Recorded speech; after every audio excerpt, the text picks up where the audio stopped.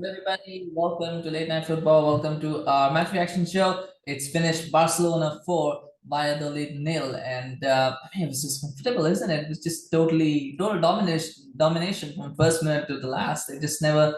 There were a few moments of nerviness, but glimpses. But otherwise, it was just routine, comfortable. Like Barcelona never looked threatened. It was just a matter of how many they were going to score, and that is something that will please Xavi a lot. And in fact, in some ways, I think it will please him that not only did they look very good at going forward, but they look good in sort of defensive transitions as well. They kept Valladolid to an arm's length, and the few times that Valladolid did manage to create openings, the Stegen was around, Kounde was around to make sure that those goals weren't converted. So all in all, I think it is a performance that will please Xavi. And I mean, the few issues, not necessarily criticism and not necessarily play wise, but a few key tactical things that might need to be tweaked or not need to be tweaked, but I think just questions that will need to be answered going forward. But I mean, those are not things to worry about, and those are things that those are good problems to have, aren't they, in terms of the game? But the goals that they came, just put in that first goal. I mean, Raphinha with a beautiful cross. I mean, those are the kind of crosses that defenders and goalkeepers hate because you just don't know where they're gonna go. You just don't know who's picking up who. Is it the goalkeeper's ball? Is it the defender's ball?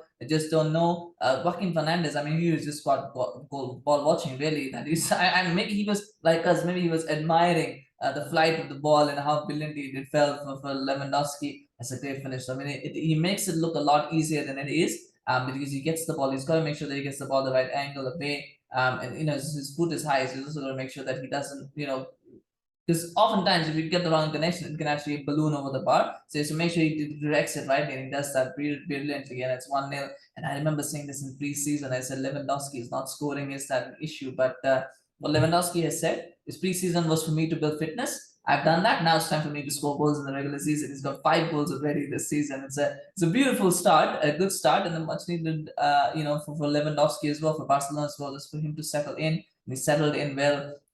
It was a great cross as well from Raphinha, of course, like nothing away from that, but it's 1-0 up, and he almost fell 1-0. That's just a problem by there because now it's like, well, Barcelona can play their game, they can attack. And what will be interesting is the fact, again, I think that this against Sociedad as well, but they got a lot of the goals came on transitions and counters. It wasn't Barcelona playing through the lines. I think it was them transitioning. I think they might have learned this a little bit from other from Madrid as well last season, who did that brilliantly. And not to say, of course, that Barcelona hate Madrid, but I think they might have learned that as well. So you don't always need to have possession. Sometimes if you have quick transition, that can be just as lethal. I think they've learned that as well, and they've adapted their game to not just be good in possession, also be good in transition, and that's helping them out. That was the second goal. Again, same thing. Quick counter, quick transition. Dembele gets the ball. It's a good pick out by the Pedri. It was a brilliant run from Pedri. I mean, the way he runs and then he holds his run. He's just taken the defender out of the equation. Dembele does well to find him because sometimes the runs are so good that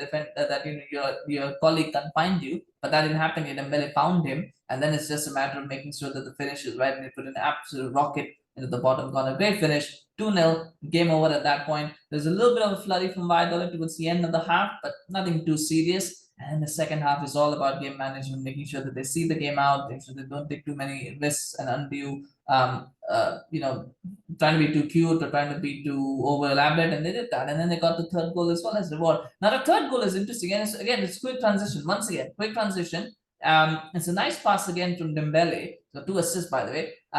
And the thing though is, was Lewandowski trying to backfill back to Dembele, or was he trying to go towards goal? Because the backfill took a deflection and went in. Now they credited it to Lewandowski. I think that's an own goal. For me, that's an own goal. You could let me know in the comments, what do you think? But I thought that was an own goal because I don't think he's trying to go for goal. I think he's trying to backheel it back to Dembele, whoever's standing there. I think it was a back heel, and it kind of takes the deflection and goes in. That's what caught Jordi Masip off guard, because I think he wasn't expecting the ball to deflect and go in, so he was caught off guard. But I don't think he was going for goal. But that's my opinion. Let me know in the comments, what do you think? Of course, always happy to hear your thoughts. I just thought it was an own goal. But anyway, I think it's been credited to him for now. Maybe it can be taken away later, but for now, I think it's been credited to him. So that was 3-0. And then really it was there was a bit of a flurry between the 60th and 70th minute. And Roque Mesa, look, when he came on, he looked very lively. He made things happen.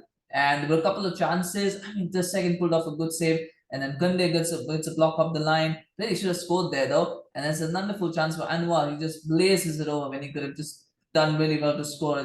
there were chances. I think it wouldn't have made a difference to the result, but sometimes getting a goal helps, of course, in the confidence for the team. And of course, keeping a clean sheet from that period, I think would have been really helpful as for Barcelona as well to believe in their defense. And then, of course, it was a matter of seeing the game out, which they did. They got a fourth goal as well in the end. Again, Lewandowski involved, got a nice little, it was a good save from Masip to be fair, but then Roberto just has an easy rebound and goes in. It's 4-0. Barcelona, job done, get the result. Comfortable win, which is what you expect when Barcelona playing Valladolid, a team of Valladolid's caliber. You expect them to win, and they did win, and that's credit to them. They did really well. The couple of things is more about personnel rather than tactical issue. I think the one thing was with the Kounde on the right back made his debut for Barcelona finally. Kounde and starting at right back is interesting because I don't think Araujo can play right back. Araujo can't play right back. So you've got to either play a back three of Kounde, Araujo, and whoever else. Because Garcia played today, but Garcia could be Christensen, whoever. You either play those three as a back three, or you've got to then play either Araujo, or then you've got to do what you've got to do here, where you've got to play Kounde as a right back. I still think that they probably would want to. I mean, the thing is, they don't really have right back to them. Roberto was okay today, but I don't think he's someone who could be a starting right back for Barcelona. So you've then got to think about, well, who's going to play right back? You've got to find. It's going to be a centre back that's going to play as a right back this season for Barcelona. I think that's obvious at this point.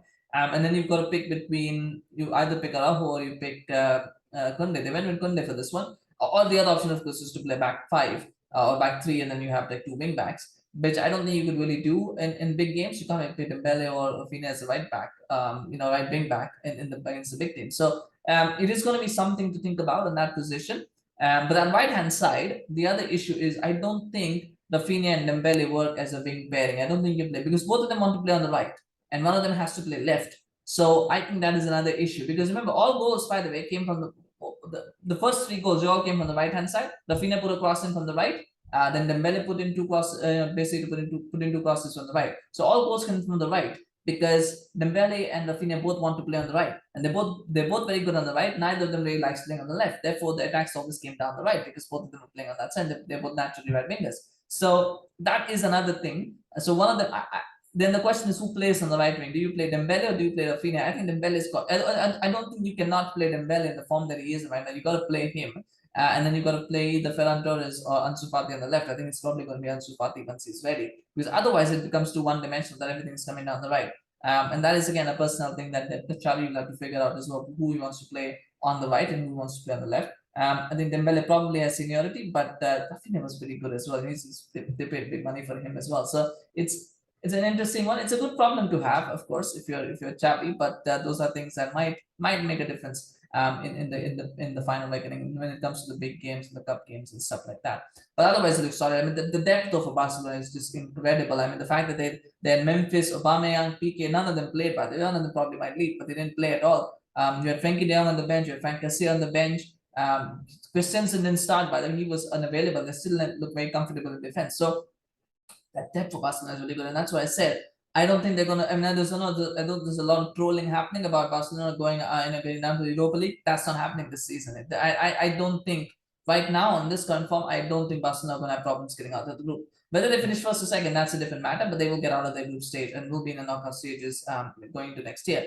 I still believe that if they don't play City, PSG, or Bayern, I think if those four teams don't play each other and Barcelona, if those four, I think that will be the semi-final lineup for me. But of course, we'll see. That's still some ways away, and lots of football to be played before that. But it's good. It's good for Xavi to see. I know a lot of people talk about Lewandowski. I know a lot of people about Dembele. They talk about Pedri. Gavi, I think, was fantastic. By the way, that midfield three is just brilliant. And there's still Pedri and Gavi are so young, so I'm just wondering how much more better they can be. But the one player that I'm talking about is Alejandro Balde. I think he's come in, and I remember Barcelona were trying to sign Marcos Alonso. I think that deal is dead in the water. I have no reason. And that's I think what they're saying as well. Maybe and that's why Chelsea trying to include him because Chelsea know that they found a player in Balde that they don't need Marcos Alonso because Barcelona really don't need Marcos Alonso. They've got Balde, they've got Alba, they've got enough. They don't need three left backs. So for me, I just think he's so good. He's very young as well, only 18. So God knows how good he could be. But he looks proper, like a proper modern fullback, someone who is very good going forward, someone who's good, composed, composed defensively. He just looks the total package. And it's just that's interesting, isn't it? Barcelona don't need to spend money, yet they spend so much money, but they don't often need to spend so much money because so many good talent that's coming through from La Masia. So I mean, I liked him. My man of the match probably would be Robert Lewandowski. You could make a case for Dembele as well. But if Lewandowski scored 2 goals, you gotta give him that man of the match, don't you? He just looked very good though. Could have had a hat trick as well. He just looked good, and that's my man of the match. So smash a like for Robert Lewandowski if he's your man of the match. I would let me know in the comments if you think somebody else deserves it. I think you could make a case for so many people: Dembele, Lewandowski, Pedri, Gavi. All of them were good. Even Kounde looked very good as well, and so did Balde actually for me. So you make a case for anyone, but I think Lewandowski is mine. My choice. Let me know your choice, of course. Do remember, and of course, share in the comments about your thoughts about the game as well and what you thought. And how do you think Barcelona are now firm favorites for the league and Champions League? Just let me know in the comments, of course. Obviously, love to hear your thoughts.